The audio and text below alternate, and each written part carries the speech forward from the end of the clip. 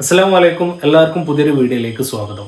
പ്രവാചകൻ മുഹമ്മദ് നബി സല്ലല്ലാഹു അലൈഹി വസല്ലമ തങ്ങൾ പറയുന്ന ഒരു വാക്കുണ്ട്. മനുഷ്യന് സ്വർണം കൊണ്ടുള്ള ഒരു താഴ്വര ലഭിച്ചാൽ വീണ്ടും രണ്ട് സ്വർണം കൊണ്ടുള്ള താഴ്വര ലഭിക്കാൻ അവൻ ആഗ്രഹിച്ചു പോകുമെന്ന്. മനുഷ്യന്റെ ആഗ്രഹം മണ്ണ് കൊണ്ട് അവന്റെ വായ കൊണ്ട് നിറയുകയല്ലാതെ നിലച്ചു പോവുകയില്ലെന്ന് പ്രവാചകൻ മുഹമ്മദ് നബി സല്ലല്ലാഹു അലൈഹി വസല്ലം ഇമാം ബുഖാരി റളിയല്ലാഹു അൻഹു റിപ്പോർട്ട് ചെയ്യുന്ന ഹദീസിലൂടെ നമുക്ക് പഠിപ്പിച്ചു തരുന്നുണ്ട്.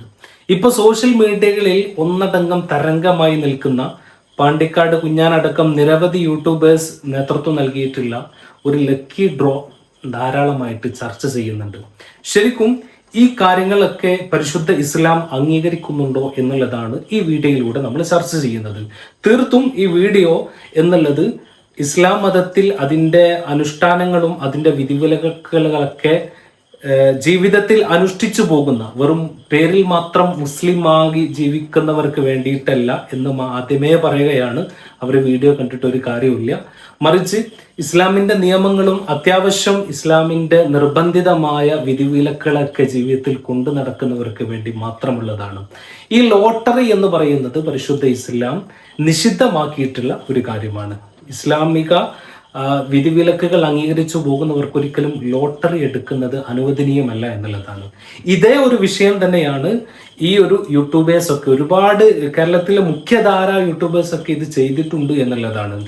KL ബ്രോ എന്ന് പറയുന്ന കേരളത്തിലെ നമ്പർ 1 ചാനലായിട്ടുള്ള യൂട്യൂബേഴ്സും, അതുപോലെ തന്നെ എനിക്ക് തോന്നുന്നത് പബ്ലിക് കേരളയുടെ ഖാദർ കരിപ്പൊടി അടക്കം ഒരുപാട് ആളുകൾ ഈ ഒരു വീഡിയോ സംപ്രേഷണം ചെയ്തിട്ടുണ്ട്. പല വിഷയങ്ങളിലായിട്ട് പല വീടുകളിലായിട്ട് ഈ ഒരു വീഡിയോ പ്രദർശിപ്പിക്കുന്നുണ്ട്.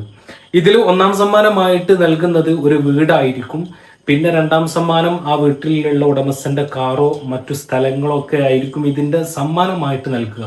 ഇവിടെ എന്തുകൊണ്ട് നിഷിദ്ധമാക്കപ്പെടുന്നു എന്ന് ചോദിക്കുമ്പോൾ ഇതിൽ നമുക്ക് കൃത്യമായി പറയാനുള്ളത്, ഇസ്ലാം പറയുന്നത് അധ്വാനിച്ച് ഉണ്ടാക്കാത്ത ഏതൊരു സംഭവവും ഇസ്ലാം നിഷിദ്ധമായി കണക്കാക്കുന്നു എന്നുള്ളതാണ്. ഇവിടെ നമ്മൾ ഒരു പണം, ഒരുപാട് ആളുകൾ ഈ സമ്മാനം കിട്ടണമെന്ന് ആഗ്രഹിക്കുകയാണ്. ഒരുപാട് ആളുകളുടെ പണം അതിലൂടെ നഷ്ടപ്പെടുകയാണ്. അത് കിട്ടുന്നത് ഒരൊറ്റ ഒരാൾക്ക് വേണ്ടിയിട്ടാണ്. പക്ഷെ അധ്വാനമില്ലാതെ ആ ഒരു വീട് അദ്ദേഹത്തിന് ലഭിക്കുന്നു എന്നുള്ളതാണ്. നോക്കൂ, നിങ്ങൾ ഒരുപാട് ദിവസത്തിൽ കിട്ടുന്ന വേതനത്തിൽ നിന്ന് കുറച്ച് മാറ്റിവെച്ച് ലോട്ടറി എടുക്കുന്ന ഒരുപാട് ആളുകൾ നമുക്കിടയിലുണ്ട്. ആ പണമെല്ലാം, ലോട്ടറിക്ക് വേണ്ടി മാറ്റിവെച്ച പണമെല്ലാം ഒന്ന് കൂട്ടി നോക്കുകയാണെങ്കിൽ ലക്ഷക്കണക്കിന് രൂപ ഓരോ മലയാളികളും, മുസ്ലിം അടക്കമുള്ള ഒരുപാട് ആളുകൾ അതിനു വേണ്ടി ചെലവഴിക്കുന്നുണ്ട് എന്നുള്ളതാണ്.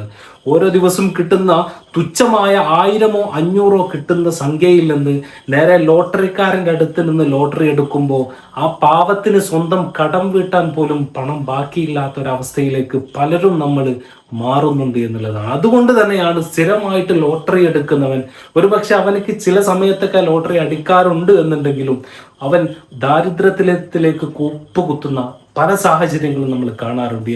എന്തിലേറെ പറയണം, കോടികൾ ലോട്ടറി അടിച്ചിട്ടും ലക്ഷങ്ങൾ ലോട്ടറി അടിച്ചിട്ടും അതൊന്നും ഒരു വഴിക്ക് പോകാതെ ഒരു ബർക്കത്തില്ലാത്ത രൂപത്തിലേക്ക് വഴിമാറിക്കൊണ്ട് പരമദാരിദ്ര്യത്തിലേക്ക് കൂപ്പുകുത്തുന്ന ഒരുപാട് ആളുകൾ നമ്മൾ കാണുന്നുമുണ്ട്.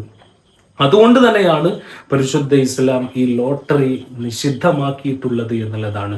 ഇവിടെ ഈ ഒരു വീട് കിട്ടുന്നത് ഒരാൾക്ക് മാത്രമാണ്. അധ്വാനിക്കാതെ ഇദ്ദേഹം തൻ്റെ ജീവിതത്തിലുള്ള പണം എടുത്തുകൊണ്ട് ആ വീടിന് വേണ്ടി ഒരു ലോട്ടെടുക്കുമ്പോൾ അതേസമയം ഒരുപാട് ലക്ഷക്കണക്കിന് ആയിരക്കണക്കിന് ആളുകൾ ഈ വീടിന് വേണ്ടി ലോട്ടെടുക്കുകയാണ്. എല്ലാവരുടെയും ലക്ഷ്യം ആ വീട് കിട്ടണം എന്നുള്ളതാണ്.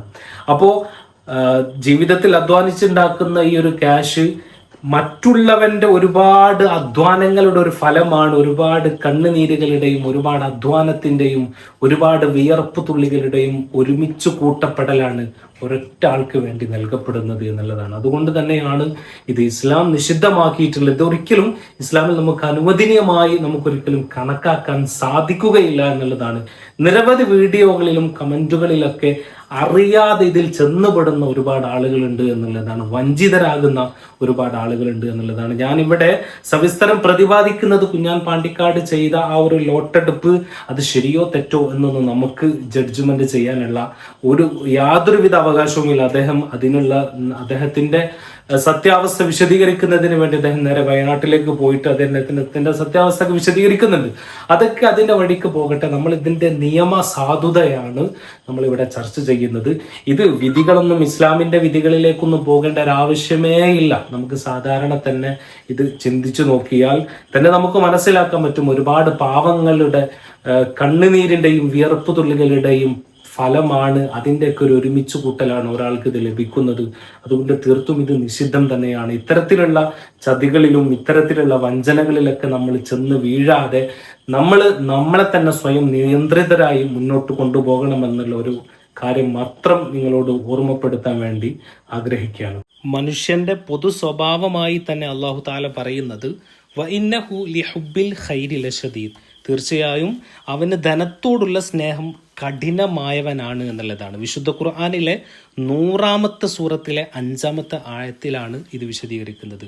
മറ്റൊരിടത്ത് അല്ലാഹു സുബ്ഹാനഹു വ തആല പറയുന്നുണ്ട് വതുഹിബ്ബൂനൽ മാല ഹുബ്ബൻ ജമ്മ, ധനത്തെ നിങ്ങൾ അമിതമായ തോതിൽ സ്നേഹിക്കുകയും ചെയ്യുന്നു. മനുഷ്യരുടെ സ്വഭാവമായിട്ട് അല്ലാഹു സുബ്ഹാനഹു വ തആല പറയുന്നുണ്ട്. വിശുദ്ധ ഖുർആനിലെ തന്നെ 89-ാമത്തെ സൂറത്തിൽ 22 മുതൽ 22 വരെയുള്ള 20 മുതൽ 22 വരെയുള്ള ആയത്തുകളിലായിട്ടാണ് അല്ലാഹു സുബ്ഹാനഹു വ തആല ഇത് പറയുന്നത്.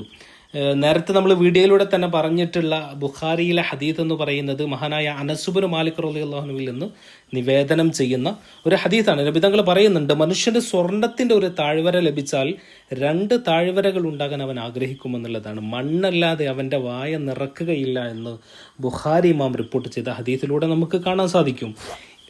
ഇവിടെ എങ്ങനെയും ധാരാളമായി സമ്പാദിക്കണമെന്ന ആഗ്രഹമാണ് ലോട്ടറി എടുക്കാൻ മനുഷ്യനെ പ്രേരിപ്പിക്കുന്നത്. എങ്ങനെയെങ്കിലും ധാരാളമായി സമ്പാദിക്കണം, അതേ ഒരു ആഗ്രഹം തന്നെയാണ്, ലോട്ടറിയെ പോലെയുള്ള ആഗ്രഹം തന്നെയാണ് ഈ ഒരു ലക്കി ഡ്രോയിലും നമുക്ക് കാണാൻ സാധിക്കുന്നത്. ഇന്ന് ധാരാളം മുസ്ലിങ്ങൾ തന്നെ ലോട്ടറി എടുക്കുന്ന ഒരു സ്വഭാവം നമുക്ക് കാണാൻ സാധിക്കും.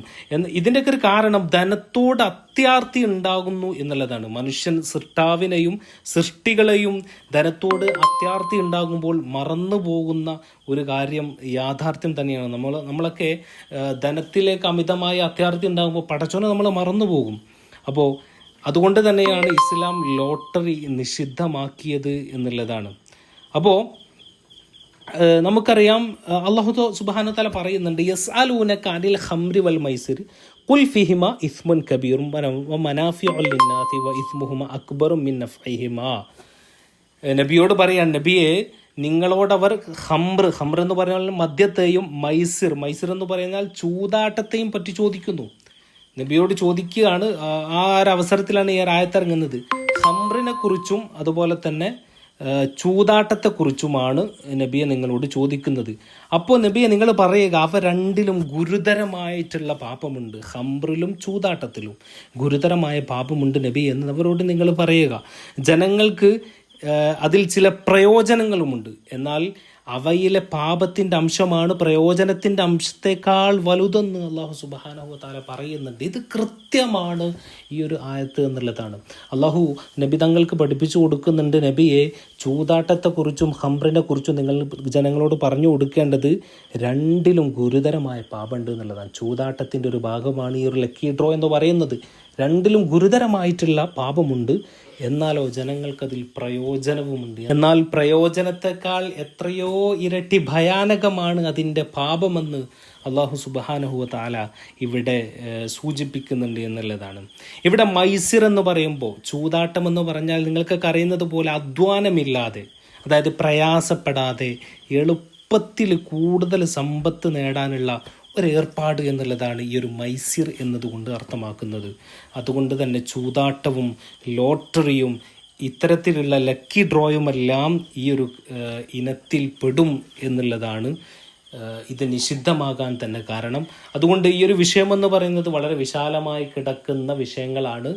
എന്നാൽ നമ്മളൊക്കെ ടെക്സ്റ്റൈൽസിലും മറ്റുള്ള ജ്വല്ലറികളിലൊക്കെ നമ്മളൊരു പണം കൊടുത്തിട്ട് നമ്മളൊരു സാധനം വാങ്ങുകയാണ്, ഒരു ടെക്സ്റ്റൈൽസിൻ്റെ ഒരു ഡ്രസ്സ് വാങ്ങുകയാണ്. അതുകൊണ്ട് നമ്മൾ അധ്വാനിച്ചുണ്ടാക്കിയിട്ടുള്ള ഒരു പണം കൊണ്ടൊരു വസ്തു വാങ്ങുന്നു, അത് നമുക്കൊരു ഉപകാരമുണ്ട്. എന്നിട്ടൊരു പക്ഷേ നമ്മുടെ ഈ ഒരു വാങ്ങിയ ഒരു ലോട്ട് കൊണ്ട് നമ്മൾ നറുക്കെടുപ്പിലൂടെ അത് വിജയികളെ തിരഞ്ഞെടുക്കുമ്പോൾ അത് ഈ ഒരു ലോട്ടറി പോലെ ആകില്ല എന്നുള്ളതാണ്. അതൊരു ഒരാൾക്ക് അനുവദനീയമാണ്, ഇസ്ലാം അനുവദിക്കുന്ന ഒരു കാര്യം തന്നെയാണ്. അതിനുള്ള ഒരു പ്രധാനപ്പെട്ട ഒരു കാരണം എന്ന് പറയുന്നത് നമ്മൾ പണം കൊടുത്തൊരു വസ്തു വാങ്ങിയിട്ടുണ്ട്. ഇനി അതിന് പുറമെ നമുക്ക് കിട്ടുകയോ കിട്ടാതിരിക്കുകയോ എന്തുമാവട്ടെ അതൊരാളുടെ ഭാഗ്യം അനുസരിച്ചിരിക്കുമെന്നുള്ളതാണ്.